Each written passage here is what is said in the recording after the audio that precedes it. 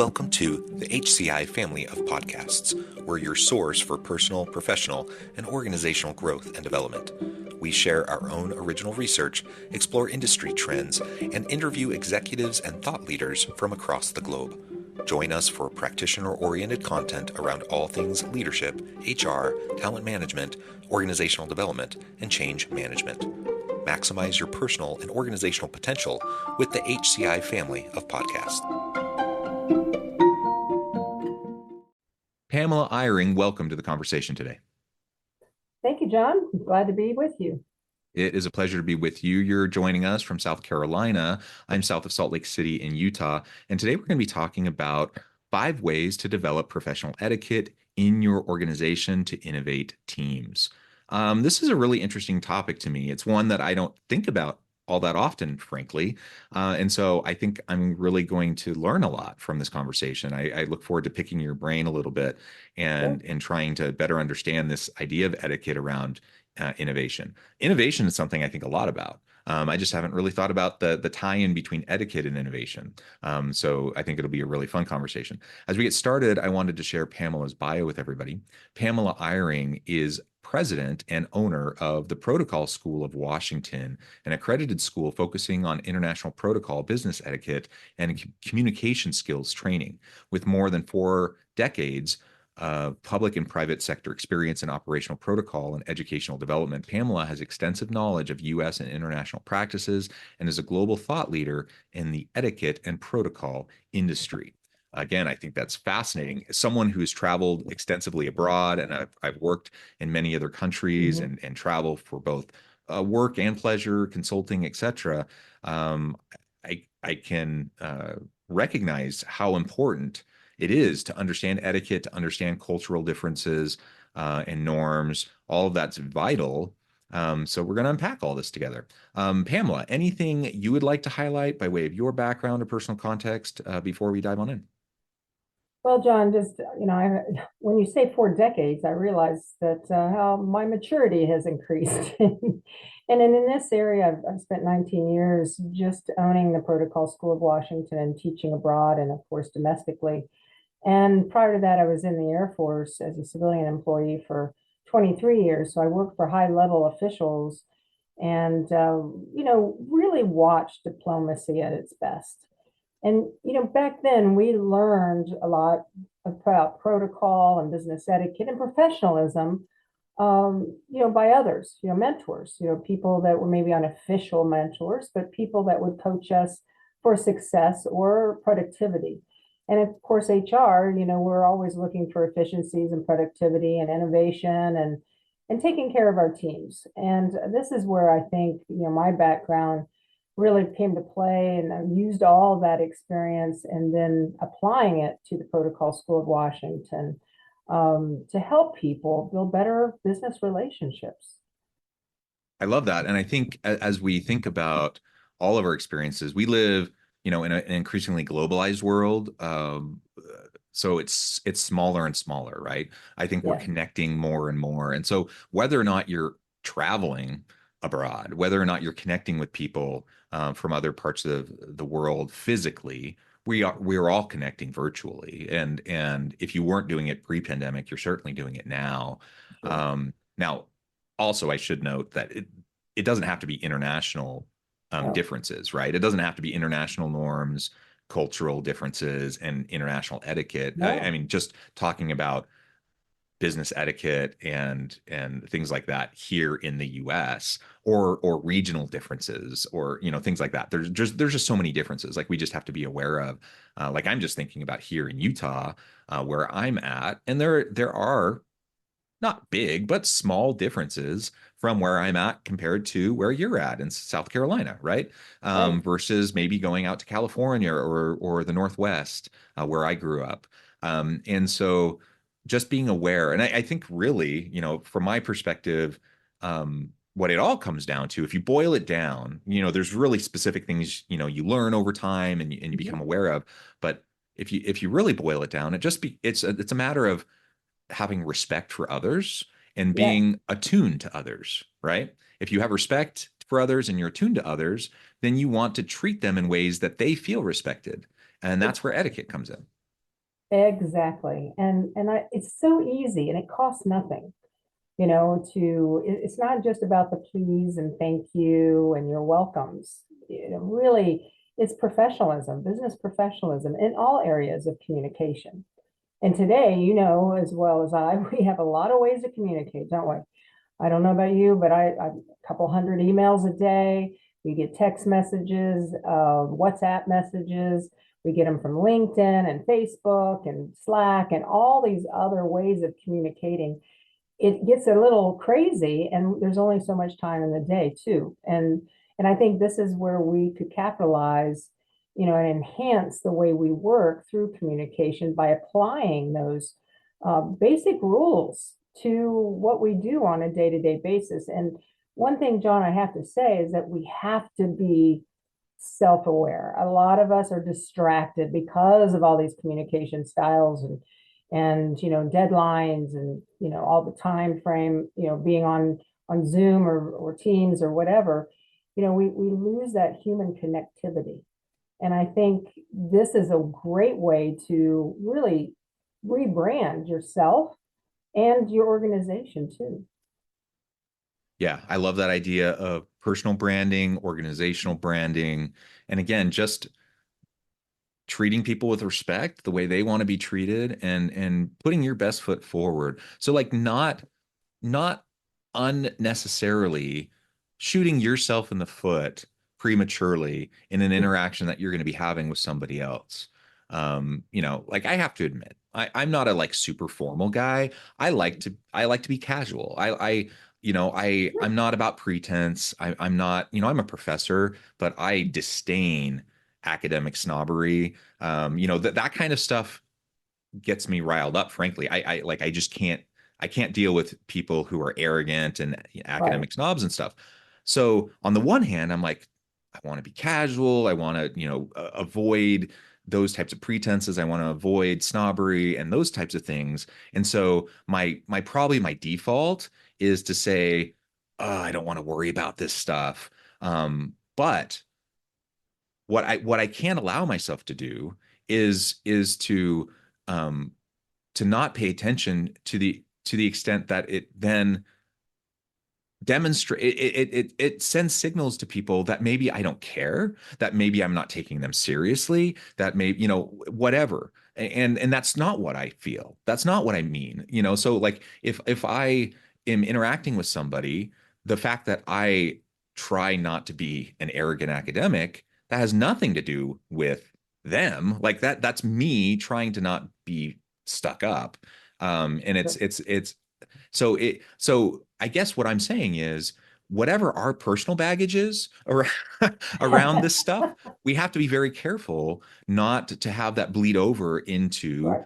the kind of the golden rule of like be do unto others as they would have you do unto them and vice versa, like the platinum rule, the golden rule. Like make sure that you just be with people the way that Mhm. will be most effective and don't shoot yourself in the foot. So even though like I would prefer that people not worry so much when they're around me. I would prefer that people just be comfortable when they're around me. But not everyone that I'm around is going to feel the same way. And so I need to make sure that I'm there with them the way that they're comfortable. Just because what I'm comfortable with is that's not what they're comfortable with. And if I can remember that and I can be attuned to that, and if I can then behave in ways that will ease their comfort level and make them open to me, then that makes me more effective. That makes me more effective as a communicator. It makes me more effective as a leader. It makes me more effective as a colleague. And ultimately, that's what I want. And I don't want to make people uncomfortable. I don't want people to be put off by me. That's But actually the opposite of what I want, right? but you just did this, John. You're a perfect example of that respect. When I first got online with you, how did I address you? You said, hello, Dr. Westover. That's right. I used your honorific because I noted that you were a PhD and you respectfully earned that. So, but what you did for me was say, oh, and please just call me John, not Jonathan, but John. And I paid attention to that. And now I can call you John. You made me feel at ease. I use formality as a way to start a conversation, especially if I'm dealing with high level officials or police or, mayors, governors, people with title that they've earned. Now, and not that all do this, especially internationally, but here domestically, you just put me at ease, just by saying, oh, please just call me John. And then I should do the right thing by saying, okay, John, thank you very much.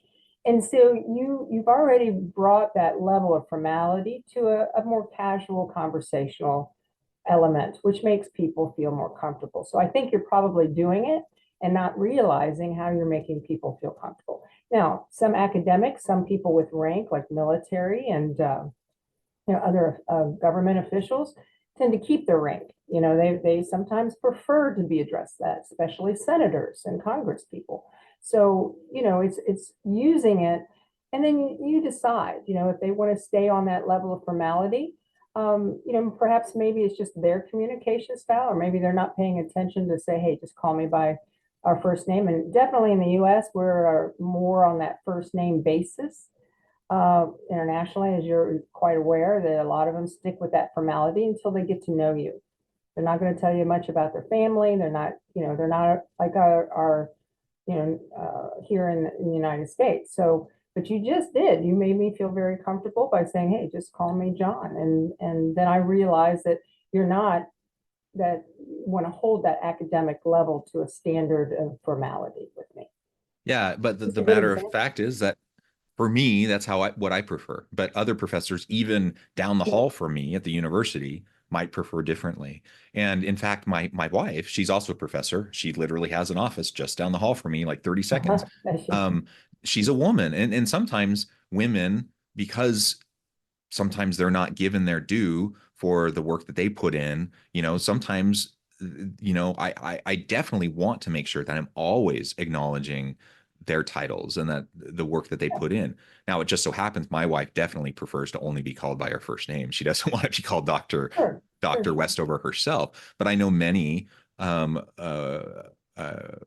female faculty who absolutely want to be called Professor so and so or Doctor It's a so and so. preference. It's a The point is, it's up to communication them, preference. right? It's up Yeah, to it them is. to decide, and it's not up to me. So that's what I have to pay attention to.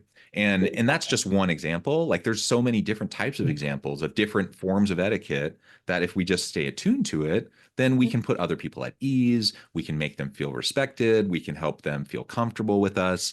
And then over time, as you develop more of a relationship, more of a rapport, then maybe that shifts, right? And Oh yeah, maybe for maybe sure. you do become It more will. casual. Maybe you do, move in a different direction in how you interact with them.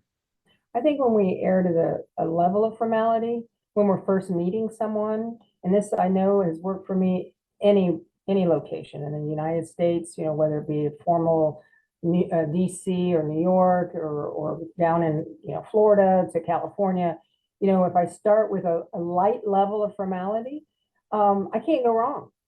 People notice that I'm being respectful. I don't do it in a snobbish way. I just do it in a very nice way.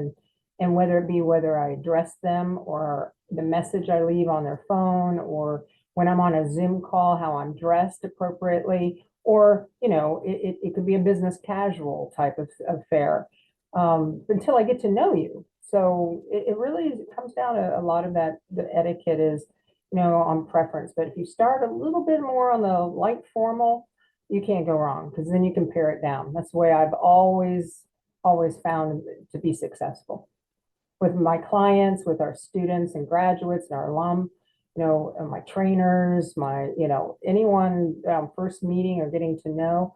But you know what? It can help reduce that formality too, John, is by our facial expressions, whether we're on Zoom or we're in person, or even our voice. Remember back in the day when we taught telephone etiquette and how we answer a phone with a smile, even though they Yeah. can't see you.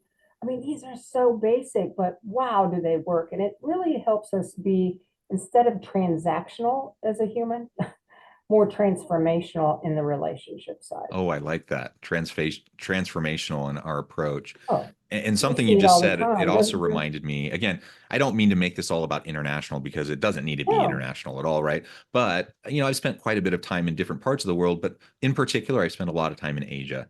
Um, and, more very um, more and formality. many different parts of Asia, but in particular, I lived for about 2.5 years in South Korea. I Mhm. actually learned the language pretty well. Oh, And as you may be aware, various Asian languages, they have different language forms for different mhm. levels of formality. And that's certainly the case with the Asian language. So you literally have completely different types of language forms and conjugations and conjunctions and whatnot, depending on the level of formality and the level of person you're talking to.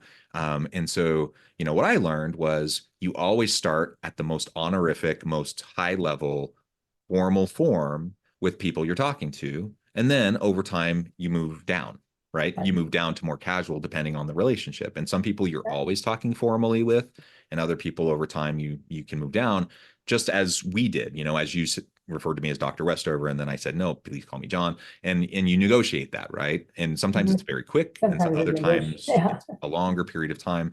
And that was something I learned just by nature of learning that language, that it's built into the language that that's how you interact from an etiquette standpoint in terms of that the Yes. the honorific nature of that culture. Okay, so we've probably hit that point enough, but let's talk a little bit now more about this innovative piece. So, like, why should HR leaders be prioritizing professional etiquette, um, training in particular, but really just etiquette generally and how we interact with each other if they're trying to move their teams forward and in this innovation piece? Well, I think first of all, it helps enhance, team cohesion and collaboration. When we all are on the same page of what is business etiquette, how it's applied. Sometimes people think, oh, that's customer service, which it is part of customer service, and that's only for external.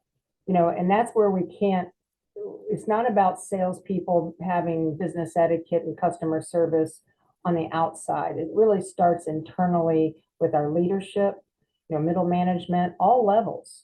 And, I really highly recommend any of the new onboarding, have consistency. Now, of course, leaders have to model this. It's not just, only the salespeople have to have business etiquette or professionalism or whatever. No, every level needs to be on the same page of what it means to the culture of that organization.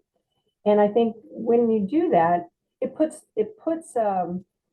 I don't want to call them boundaries, but it puts accountability on us as employees, as stakeholders in that company or organization, whether it's for profit, not for profit, public or private.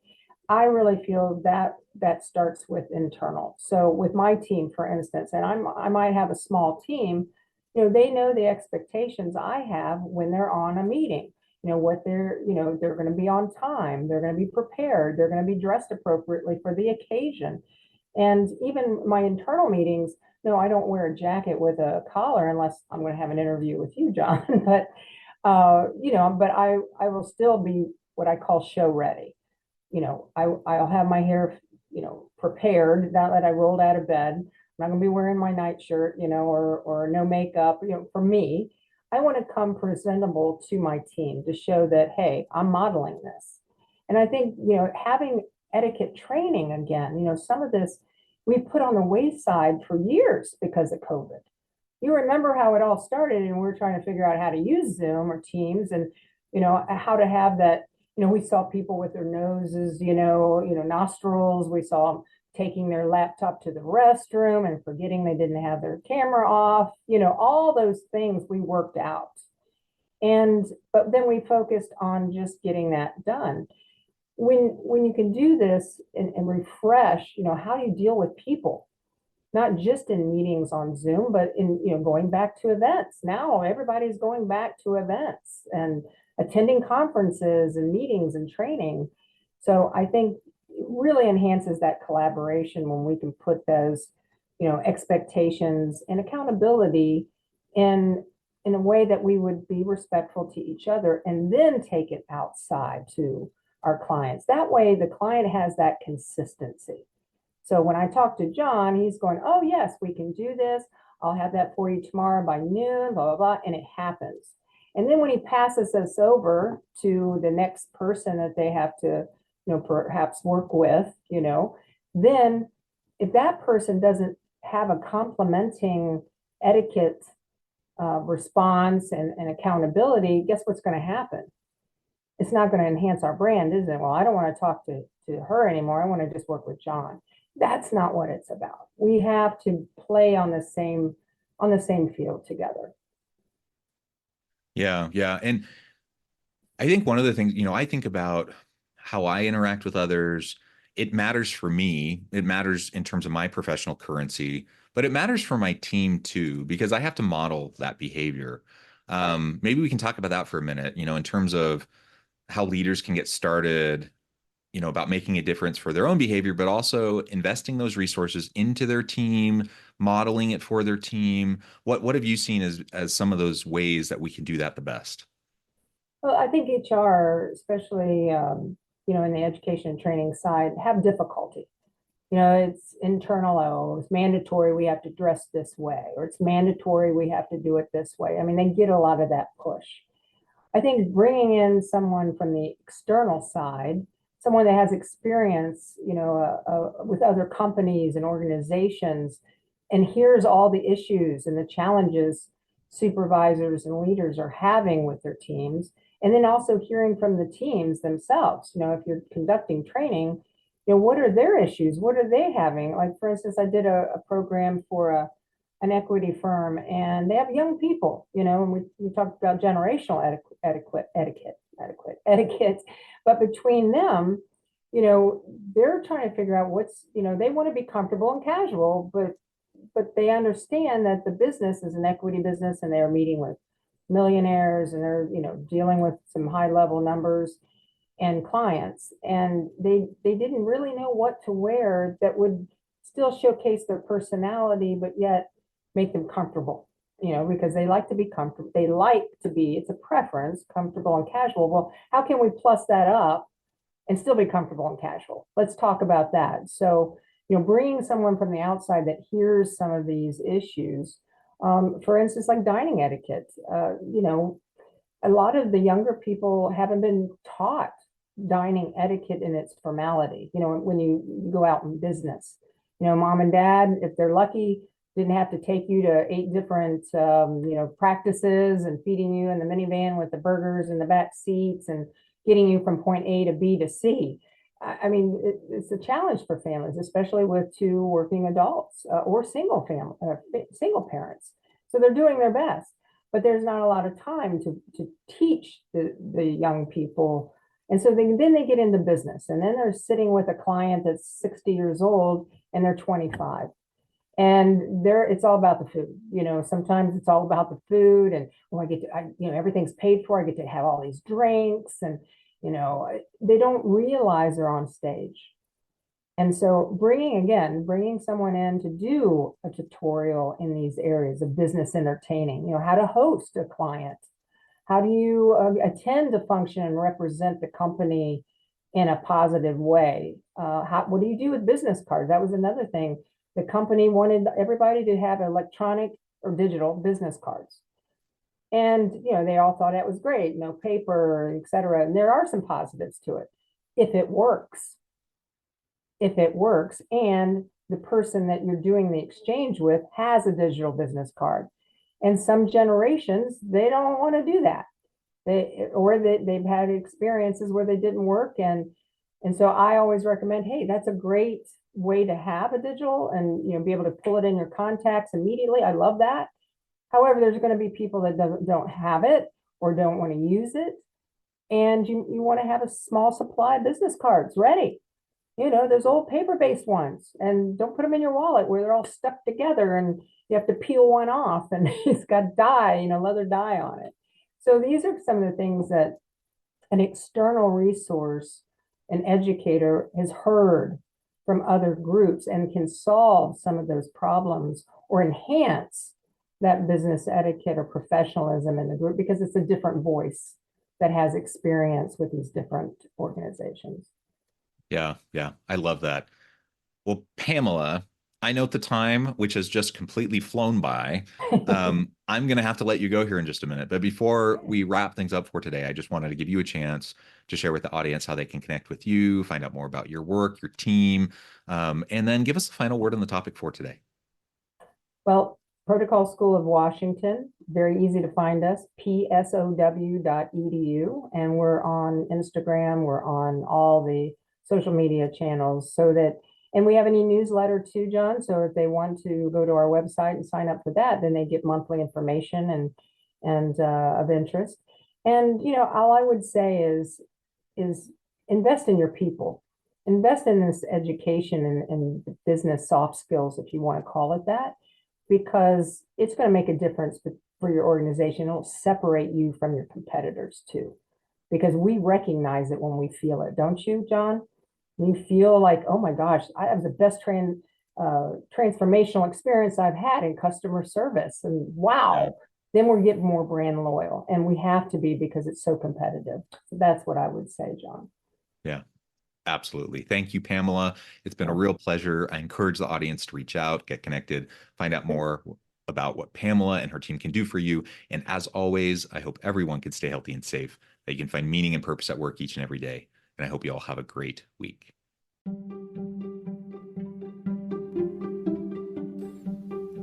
Thanks for joining us for this episode of the podcast.